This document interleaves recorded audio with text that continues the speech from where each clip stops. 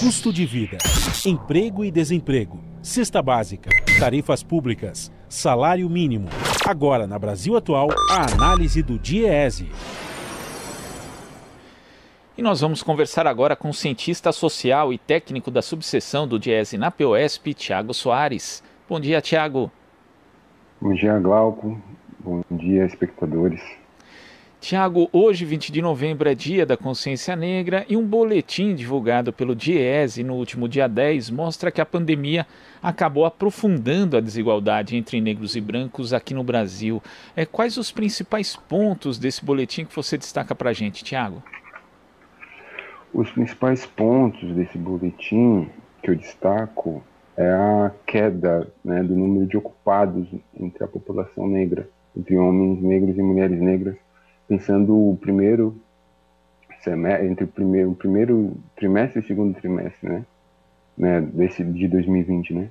A gente teve uma queda de 3,6 milhões de homens negros, né, ocupados, né, 2%, uma queda de 2%, e de mulheres negras, uma queda de 13%, né, no número de mulheres ocupadas, né, 2,7 milhões. Então a gente vê que o impacto tem o total para a população negra, né, nesse período é de 6,4 milhões de menos trabalhadores, né, entre desocupados e desempregados, e uma comparação com a população não negra de 2,5 milhões. Então a gente vê que é um impacto mais severo sobre a população negra, né? Um aumento também da subutilização dessa população. A gente vê que para a população negra, por eles estarem tem uma taxa maior de desemprego, né, uma ocupação menor, essa taxa de desocupação está bem mais alta, considerando mulheres negras e homens negros, né? As mulheres negras estão com uma taxa de 40,5 de subutilização, né? Os homens negros de 29,4, é uma taxa muito alta. Então se a gente pegar ainda por regiões, a gente vai ver as diferenças ainda mais a depender do tipo de trabalho, né? A depender da qualidade, enfim, do tipo de trabalho, a gente vai ver que ela está bem mais alta. Então, esses são os pontos que chamam a atenção, né, no boletim do DIEESE sobre a pandemia. E existem alguns pontos também, né, Tiago? Estava observando aqui no boletim que poderiam ser uma boa notícia, mas que na prática não são. Como o fato dos rendimentos de homens e mulheres, negros e não negros, terem aumentado entre o quarto trimestre de 2019 e o segundo trimestre de 2020. Mas esse aumento só ocorreu porque, na verdade, as ocupações de menor rendimento acabaram desaparecendo, o que acabou elevando a renda, mas na prática concentrando mais essa renda. Então a desigualdade também aumentou sob esse aspecto, Tiago? Exatamente, né? Os trabalhos, né? Os empregos, as ocupações de maior volatilidade, maior rotatividade, elas acabam sendo cortadas primeiro nesse período de pandemia, né?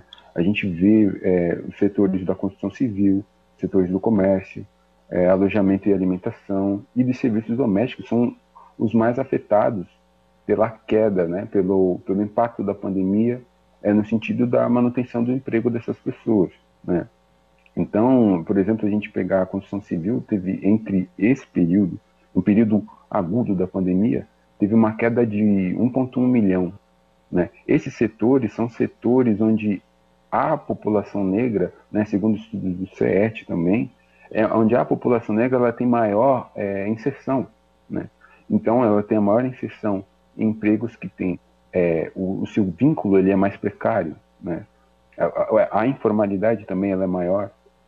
Então, como esses foram os mais afetados, né, pela pandemia, pela retirada do mercado de trabalho, acabou aumentando essa renda, né, essa renda média, mas ela acaba não sendo uma boa notícia, como você citou, Glauco, porque impacta na população mais pobre, né, na população que, enfim, recebe menos, né, enfim.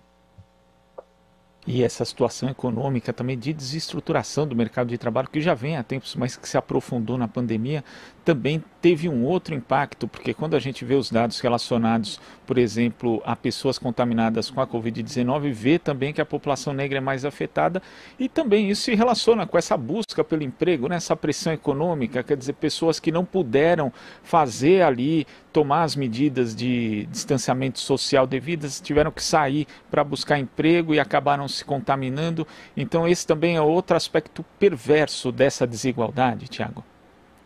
Sim, esse é um dos pontos mais perversos, porque essas pessoas elas acabam não tendo o direito da autopreservação, né? Aí, enfim, você percebe que se você, enfim, na perda, né, do rendimento, você vai ter que procurar, você acaba tendo que sair, você usa o transporte público, e ainda tem um aspecto ruim, de certa forma, é que a população negra, essa desestrutura, ela não está apenas aliada ao mercado de trabalho, mas ela também se acentua na saúde, se acentua no acesso que essas pessoas têm para acessar, para se cuidar, para tomar remédio, enfim, que custa dinheiro, né? Então é um conjunto de situações que acabam por piorar, né, o caos que a pandemia ela já coloca, né? Eu acho que também ainda tem um aspecto do auxílio emergencial, né, que é importante a gente citar, né? Ele acaba sendo, por muita pressão do movimento sindical, né, dos movimentos populares, dos movimentos negros sociais organizados, eles acabaram sendo colocados neste ano, mas a gente, com o passar do tempo, a gente vai perceber, né, teve os R$600 e agora são 300, mas a cobertura, né, as pessoas negras foram as mais contempladas, porque eram os maiores desempregados, enfim, mas essa cobertura ela vai diminuindo, né? Ela tem diminuindo e ainda com essa metade do valor. Então, o impacto para essas pessoas delas, no primeiro momento, conseguirem se manter em resguardo, né, em isolamento social, embora a gente saiba que seja muito difícil, que R$600 ainda não é um valor, né, que ajude de fato, né, que façam com que essas pessoas permaneçam, mas com R$300 e uma diminuição muito grande no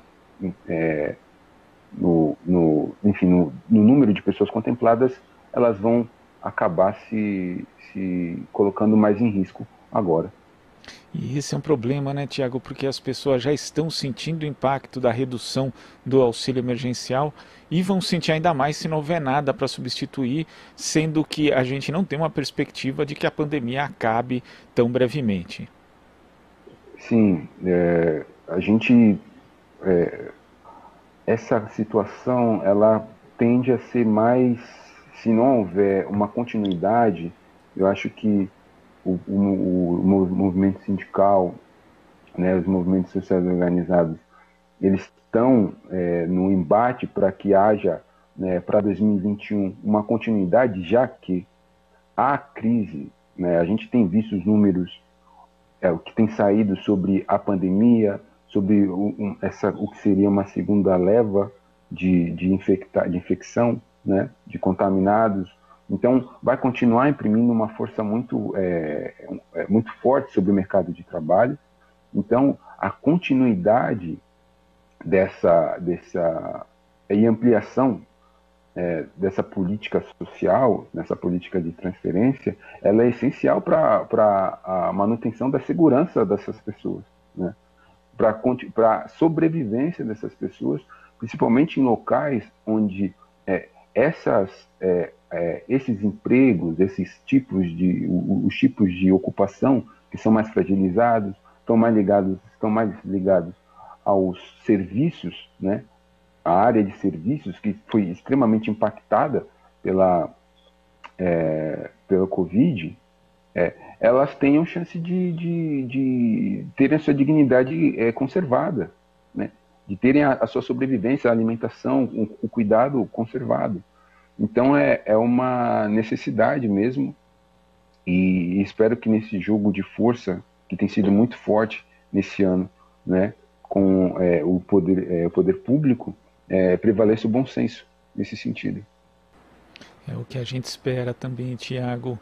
Tiago, muito obrigado pela sua participação aqui no Jornal Brasil Atual e até a próxima. Até a próxima. Muito obrigado, Glauco. Conversamos aqui com o cientista social e técnico da subseção do Diese na POSP, Tiago Soares.